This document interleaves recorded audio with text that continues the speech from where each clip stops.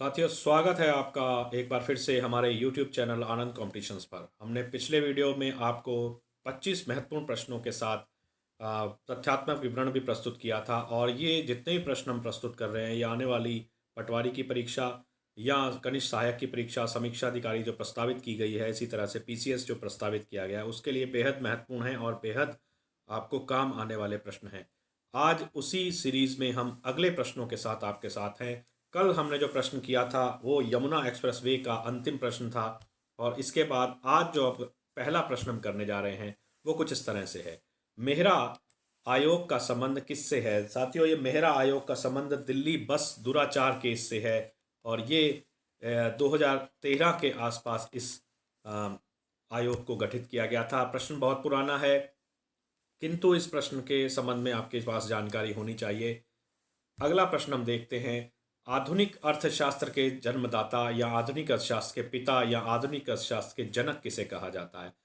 बेहद महत्वपूर्ण प्रश्न है, अक्सर ये आता रहा है प्रश्न, और इसका सही उत्तर है एडम स्मिथ इसका सही उत्तर है। और इस उत्तर पर आप जाएंगे, एडम स्मिथ के उत्तर पर। साथियों, एडम स्मिथ के बारे में अगर हम जाएं तो हमें जानना होगा कि ये कई बार इस तरह से प्रश्न भी आ जाता है कि एडम स्मिथ कहाँ जन्म लिया था। तो स्कॉटलैंड के ये एक शहर में इनका जन्म हुआ था, स्कॉटलैंड में इनका जन्म हुआ था। उसके अलावा जो है वेल्थ ऑफ नेशन इनकी एक बड़ी प्रसिद्ध पुस्तक है, और इसके अतिरिक्त अगर हम देखें तो इन्हें आधुनिक अर्थशास्त्र के पिता भी कहा जाता है।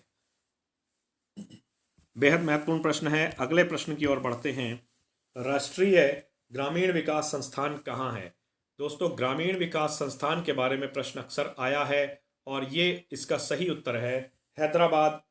ये ग्रामीण विकास मंत्रालय के अधीन काम करता है। ग्रामीण विकास मंत्रालय जो है भारत सरकार का, उसके अधीन जो है ये कार्य करता है। अच्छा क्वेश्चन है, कई बार ये पूछा गया है। अगला प्रश्न हम देखते हैं। 15वें वित्त आयोग की सिफारिशें कब तक लागू हैं?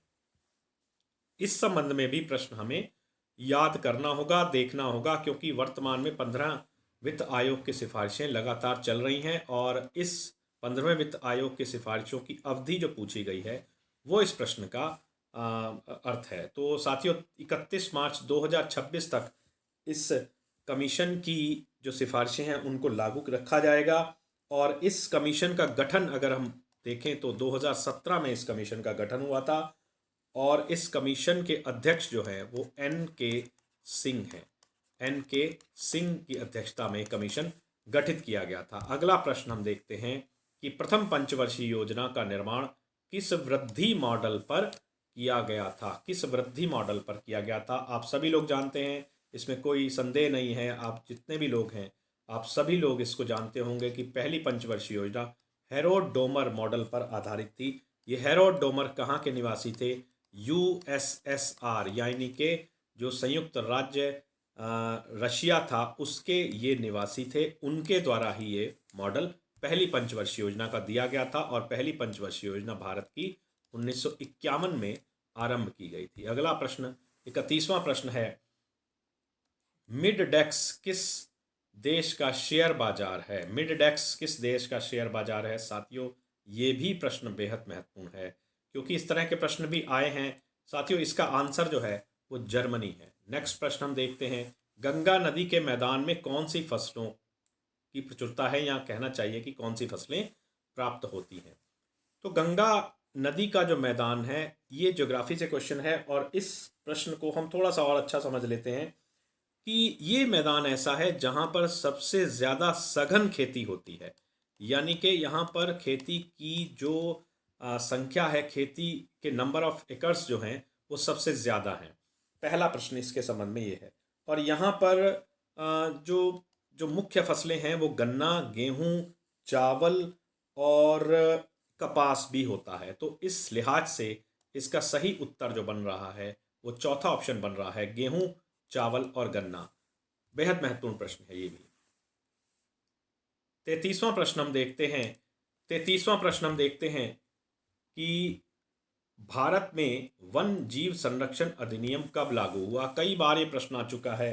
भारत में वन जीव संरक्षण अधिनियम 1972 में लागू हुआ था, और इसमें संशोधन जनवरी 2003 में किया भी गया है? ये भी अच्छा प्रश्न है। ये क्या सुरक्षा प्रदान करता है? ये वन्य जीवों के प्रति उनकी शिकार के विरुद्ध ये उनको संरक्षण प्रदान करता है। अगला प्रश्न आता है, 34वां प्रश्न है, 15वें वित्त आयोग के अध्यक्ष कौन हैं? अभी हमने आपको पिछले प्रश्न में बताया कि इसके अध्यक्ष एन.के. सिंह हैं और 15वें वित्त आयोग के अध्यक्ष जो एन.के. सिंह हैं उनकी नियुक्ति हुई थी 27 नवंबर 2017 में।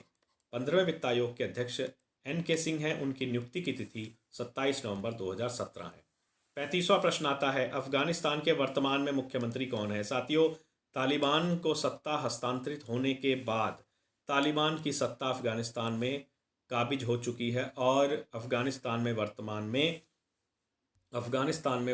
में तालिबान के ही राष्ट्रपति हैं और उनका नाम पूछा गया है तो मुल्ला अब्दुल घनी के नाम से उनको हम जानते हैं और ये तालिबान लड़ाके हैं और वर्तमान में राष्ट्रपति तालिबान सरकार के हैं।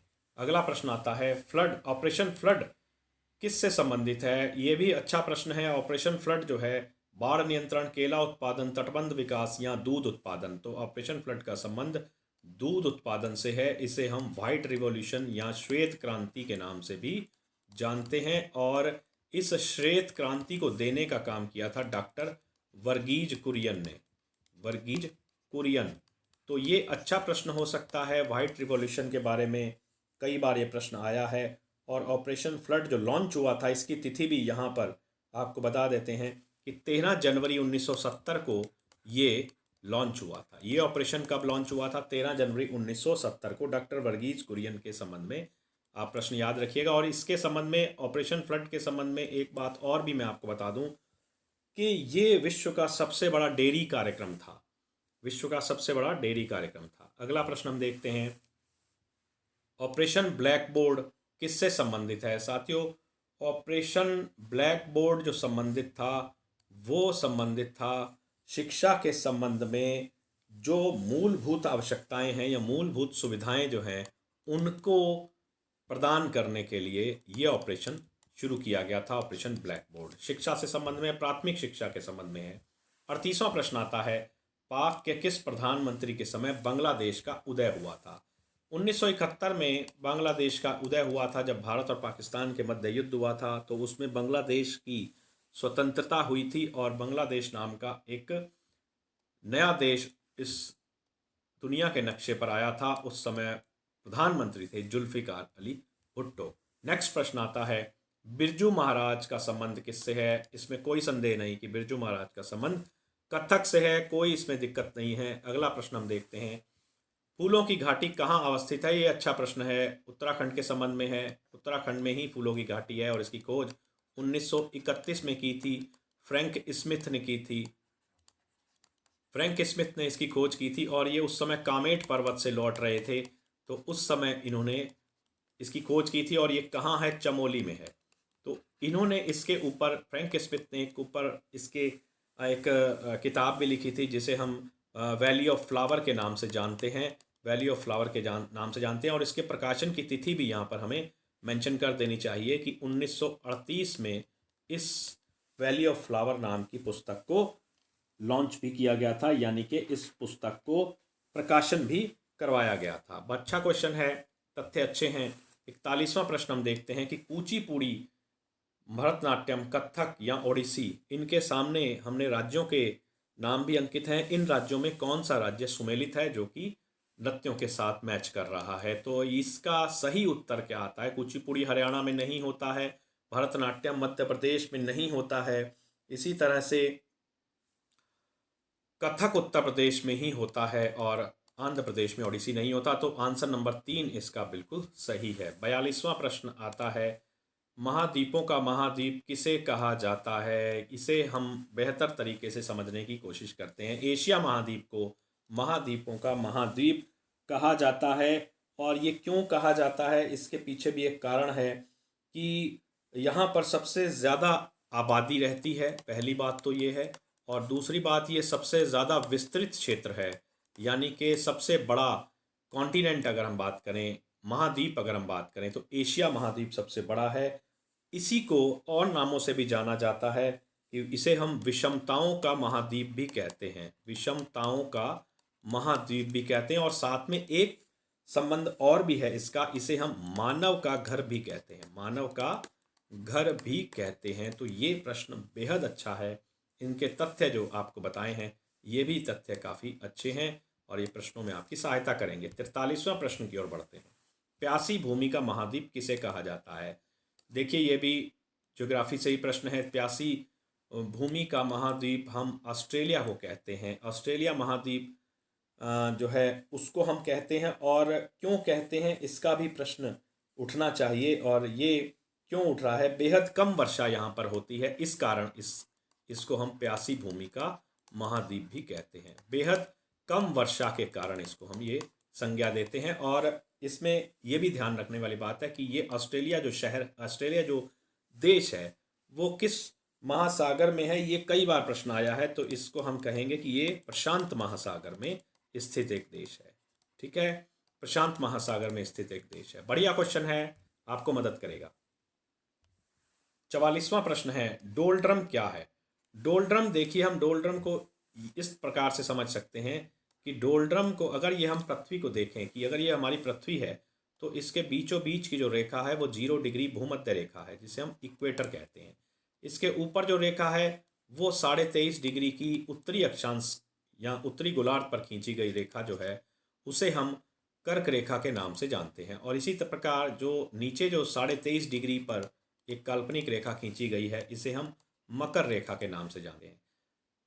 भूमध्य रेखा के दोनों ओर जो 5-5 डिग्री का जो क्षेत्र है, 5-5 डिग्री अक्षांश के मध्य का जो क्षेत्र है, यानी कि 5 डिग्री उत्तरी अक्षांश और 5 डिग्री दक्षिणी अक्षांश के बीच का जो क्षेत्र है इसे हम डोलड्रम कहते हैं। क्यों कहते हैं इसे डोलड्रम?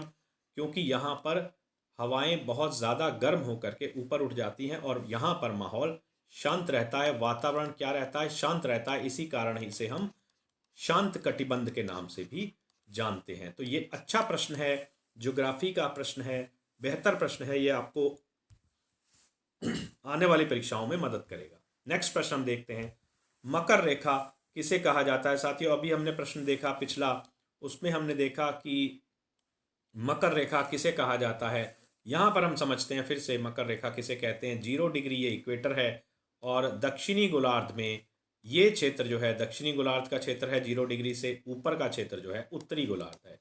तो यहाँ पर जो 23.5 डिग्री दक्षिणी गोलार्ध पर, 23.5 डिग्री अक्षांश पर दक्षिणी गोलार्ध में जो रेखा खींची गई है उसे हम मकर रेखा कहते हैं। भारत से इसकी दूरी कई बार पूछी गई है प्रश्नों में, तो इसकी दूरी भारत से 876 किलोमीटर है। अच्छा प्रश्न हो सकता है।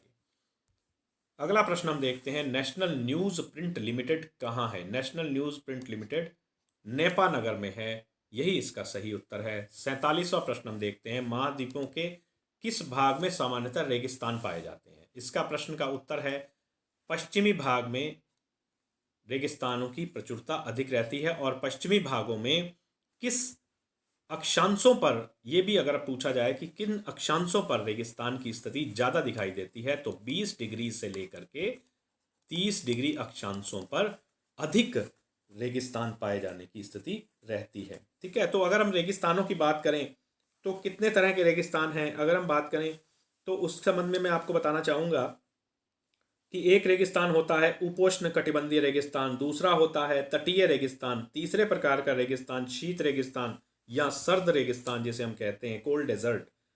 इसी तरह से ध्रुवीय रेगिस्तान भी हम कहते हैं। तो इस प्रकार के रेगिस्तान है। और अगर विश्व में सबसे बड़े रेगिस्तान की बात की जाए तो सहारा मरुस्थल जो है वो सबसे बड़ा मरुस्थल है। ठीक है, ये उत्तर इसका बनता है। अगला प्रश्न 48वां देखते हैं, भारत में सर्वाधिक कोयला प्रचुर राज्य कौन सा है? यानी कि भारत में सबसे ज्यादा कोयला किस राज्य में पाया जाता है? तो इसका सही उत्तर जो है वो है झारखंड। झारखंड में सर्वाधिक कोयला पाया जाता है। और उसके बाद अगर हम बात करें तो उड़ीसा दूसरे स्थान पर है और तीसरे स्थान पर छत्तीसगढ़ है।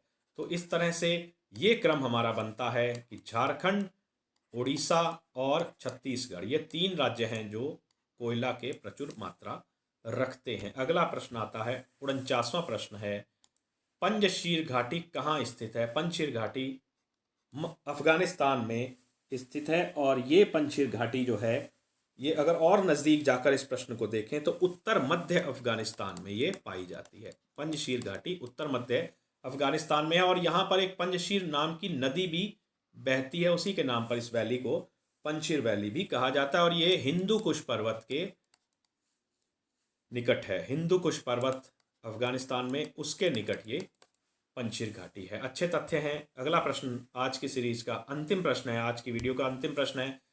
हिंदी से है ये प्रश्न कि जिसमें कोई संदेह ना हो उसे हम क्या कहते हैं? उसे हम असंदिग्ध कहते हैं। क्या कहते हैं? असंदिग्ध। अच्छे प्रश्न की तरह इसको हल कर लीजिए। बढ़िया प्रश्न है। तो हमारी ओर से आज फिर आपको 25 प्रश्नों का वीडियो भेजा जा रहा है। आशा है आपको ये प्रश्न पसंद भी आएंगे और आपको समझ भी आया होगा और ये प्रश्न आपके आने वाली परीक्षाओं में मददगार भी साबित होंगे। ऐसे ही प्रश्नों के साथ हम अगली वीडियो के साथ आपके सम्मुख फिर होंगे। तब तक के लिए सभी को